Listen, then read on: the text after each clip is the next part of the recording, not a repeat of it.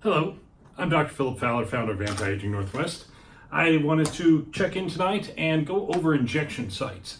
I do a lot of explaining via video conference or telephone about exactly where I want patients injecting, or in-office consultations here in Spokane.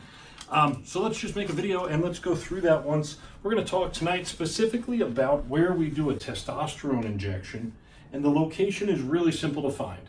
I like to do a knife hand on the middle of my leg with my fingers pointing towards my knee, a knife hand on the outside middle of my leg, fingers pointing to my knee. Bring your thumbs together, and there you are. That's the injection site. Lengthwise, we're middle third.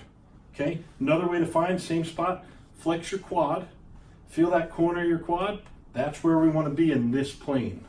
We want to be on the outside corner of the quad.